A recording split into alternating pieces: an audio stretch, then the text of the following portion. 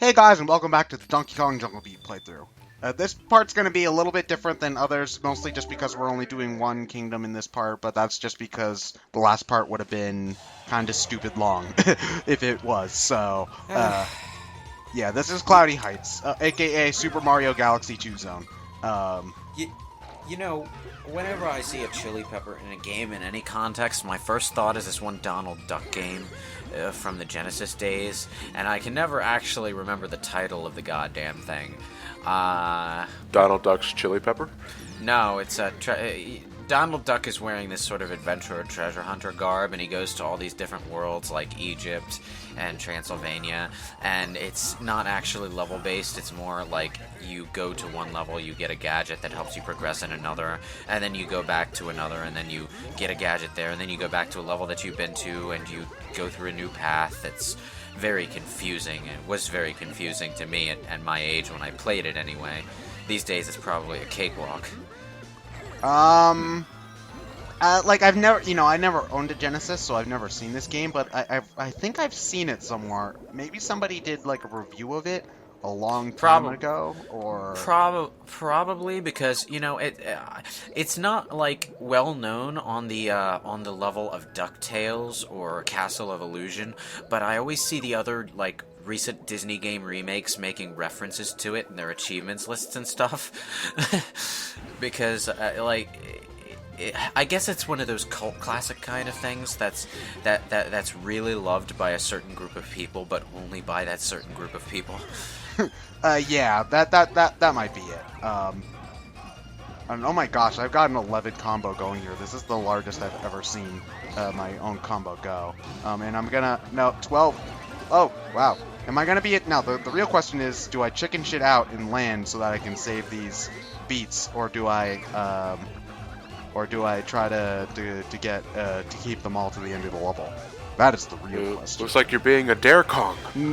No, oh wait, I think I just screwed up because Yeah, you landed by accident, but at least you got now to you're a keep dumb Kong. Well, at least DK. you got to keep all the beats, though. Dumb Oh, Kong, wow. DK, Dumb Kong is here. Dumbass Kong is here. So this is what the inside of a cloud looks like. It's strangely cubical. It only, it really, clouds aren't that. It just looks like fog. If you've never gone flying and thus never seen the inside of a cloud, it's just fog. Fog is Yeah, just if you're taking an clouds on the airplane, ground. you fly through clouds. But what does a cloud feel like? Fog. Probably like a really thick fog, yeah. It would be like water in your face. And it would also be extremely cold because, Well, it wouldn't be the kinda. cloud that was. Well, the cloud would be cold, but it would be cold because you're like several hundred feet up in the atmosphere, and not because the water would be cold. Yeah, because then it would just be condensing and stuff. Meh. Physics. How do they work? Well, they And then teach meanwhile, classes like on the that younger list. subscribers, are like, shit, I thought I was out of school. Fuck. Man, I come to watch BrainScratch comms to get away from this shit. We go on like intellectual tangents all the time. Well, I don't want Massive intellectual quotes with there. quotes. Yeah, massive I was quotes gonna there. say not intellectual like, yes, let's discuss the politics of Midwestern Europe. I'm more talking like we talk. How do you think they get the M's on? on the M&Ms? Why, Yeah, we why would kinda we talk- discuss the politics of Midwestern Europe? We all live in America. I don't know. Oh, It was wait, the what am I first saying? somewhat fancy thing that I could think of. All right. What am I saying? We're Americans. Americans talk politics about other parts of the world all the time. Yeah. Like, American, No, I we always don't plan on discuss being. tax exemptions. I'm not European. I don't ever plan on being European. So who gives a shit if they're socialist? We ask the deep questions here at BrainScratch, ladies and gentlemen. Ow, ow, ow, ow. Ah, there goes my intelligence. I like how when you get hit, you don't just like get launched to the nearest landmass. You actually get launched to the last place you were actively standing, even if it's halfway across the level. Yep. Like it should be. Wait. It reminds me of Prince of Persia 2008. Like, you couldn't actually die in that game. If you fell down a pit, Elika would just save you and teleport you back to land. Which, you know, wasn't really that much of an issue when it came to difficulty. I thought it just removed the load times, honestly, but a lot of people had a problem with not being able to die for some reason. So wait, you would just, if you die, you would go back in time to the point before you died? No. What actually happened is you have a partner character, Elika, with you, who you can do, like, tag team double jumps and stuff with. Okay. And whenever you fall off of a platforming section, Elika would automatically use her magic to catch you and bring you back to the last safe standing zone you were actually in. So basically, you would have to go through the whole platforming section again, but you wouldn't technically die, and you wouldn't have to wait for a load screen or anything. Yeah, it's like that. In essence, it's the same thing. So Yeah, I don't see what the big deal is. More or less, except the actual going back in time mechanic from Sands of Time involved actively rewinding and stopping when you thought you were in a safe spot to stop, which sometimes just resulted in you falling to your death again. Yeah, you know, it's funny because Prince of Awesome did this whole funny animation, but it wasn't really exaggerating much because that kind of shit happens a lot in game. Where like you're talking about the one where he just like he falls and he breaks his neck and lands on the spikes and then he undoes it and he goes through it all again. Yeah. It's like you'll rewind and you won't have enough rewinding time left to make it all the way back to safe ground, or you'll stop rewinding just a second too soon, and you'll go through the whole falling and dying thing a second time, or a third time sometimes. Are those still on my Steam library? Not played? Probably. Well, Prince of Persia is a one-off kind of game. So when you have like 6 or so hours to spare, go ahead and play it. You probably had the entire catalog of games between 2002 and 2008 in your Steam library, Ted. Damn Valve and their good deals. Like, I can't control myself, but that's just because I have no self-control. Nintendo, like, I've already got a shit ton of amiibos over here because I have no self-control, including a Pit, who I wasn't planning on buying, but I saw him on a GameStop counter for the $13, and people are spending $40 for him on eBay, so might as well grab them, am I right? So, yeah. Yeah. It's funny because $13 doesn't sound like much, like for like one amiibo, but then you add up the prices of all the available amiibos. It's like, Jesus Christ! No, I could buy a whole console for this. No, yeah, you could. If you for all the amiibos out right now, even not accounting scalpers, you could probably buy a whole console for what it costs to get all of them. Yeah, and they're not done yet. So. Do I pay my gas bill or buy 12 amiibos? Hey, they're made out of plastic, which you could melt down into oil, and then... Look, for the money those amiibos cost, you could buy a PlayStation 4 and all 3 games worth playing for it. But not enough for a second DualShock 4. Shit. I would seriously buy a PS4 just for the controller, though, because that controller is comfortable. Yes, or you could spend $30 on just the controller. Well, you know, I actually am planning to buy just the controller because it works with my PlayStation TV. That's what I ended up doing at first. I bought the DualShock 4 before I actually got the system because I heard it works for PC games. Oh yeah, well, so does the PlayStation 3 controller technically. But you need third-party software for that. Yeah, unless you get like a GameStop Afterglow controller, those work as just regular old USB PC controllers. Yeah, they're great for 2D games. The Xbox One controller's pretty okay too, and it works for.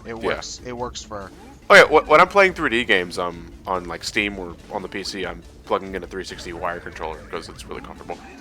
Yeah, all I'm saying though is when it comes to DualShock 4, that controller is really good on your hands. Yes, it is. I completely agree.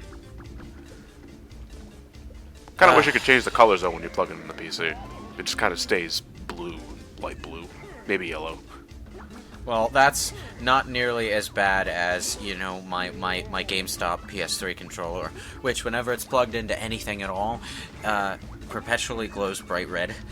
Like the entire controller glows bright red. I have 2 Afterglow controllers. One of them is a Pro controller for the Wii U. It's basically the same as a regular Pro controller, except it has an Xbox 360 D-pad, making it a really terrible D-pad. The thing about the Wii U Afterglow controller though is you can turn the glow off. You can't do that with the PS3 one. It's an old PS3 one. Old third party. Yeah, Sort of, an old yeah. old third-party PS3 one, and I know it's an old one because the actual new Afterglow PS3 controllers are really just like Xbox gamepads that are designed to play on a PS3. You see, the game symbolizes greed in that you might want something and you can spend your whole life trying to get it, but you will only ever fall into the lava. That is me with these, whatever those things are. You're already using the bongos for the game. You can't write poetry right now, Ted. No, that's not poetry. That's freestyle rap. Ah, okay.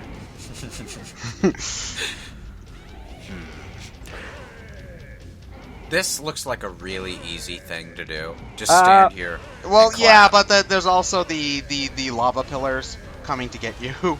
So you know you can't. Are they actively coming to get you, or are they? They go from one. They go from one pillar to the other. I just started at the right time. So. Okay. Oh man. So, our main goal is to rescue Ryan, right? Yeah, probably. Okay. He's just playing with his Diddy Kong puppet. No, Ryan's kidnapped. How else would you explain his inactivity the last 6 parts? I've been here. Oh, he has a radio transmitter. Ryan, where are you? I'm here. Can you? Where's here? Are there any windows? Can you see any landmarks outside? I've been here the entire time. Call the Chaotix group. Oh God, we're fighting 2 of these assholes. But he only cares about the brown one.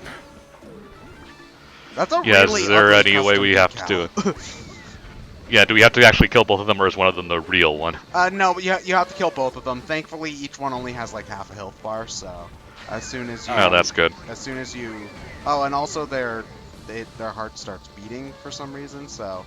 As soon as you blow up one, it'll go away, so I recommend... Whenever you're in a situation like this in a video game, it's usually always best to get rid of one and then focus on one at a time. Because then things are yeah. less... I find in situations like this, it's best to kill them. Unless you're playing Devil May Cry 3, because getting rid of one causes the other to pick up the other one's sword and become infinitely more annoying, so it's really best to divide your attention between 2 of them, so that the last one standing has like a sliver of health left. Unless the other one gets a full restore after killing one, then why bother? Like, there aren't an awful lot... Like, that doesn't seem to happen an awful lot, though, from what I remember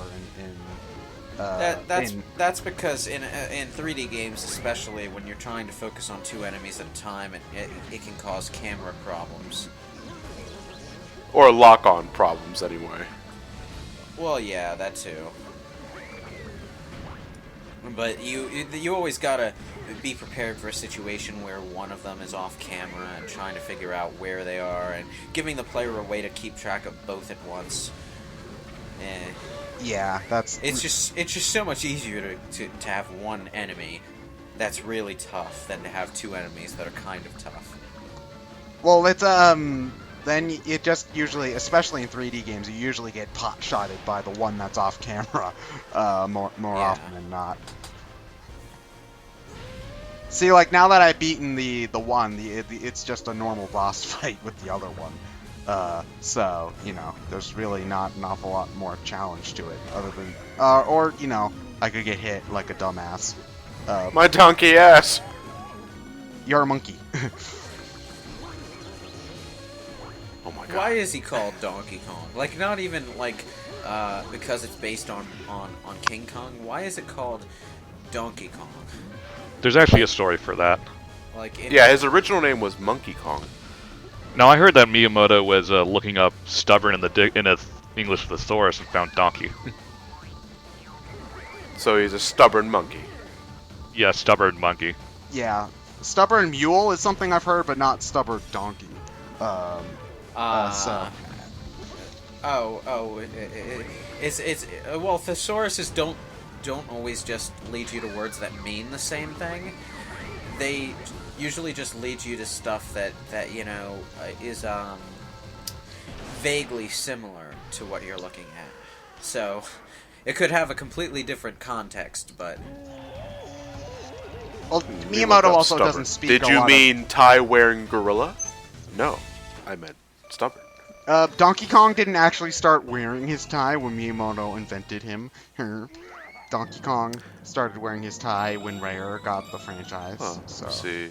Yeah, DKC 1 is, I think, it is the first game where he wore a tie. Because I'm thinking back to, like, the original Donkey Kong games. Yeah. Yeah, he was pretty much naked. yeah, Donkey Kong had sort of a wild younger years, but eventually he grew up and become the respectful businessman we all know him for.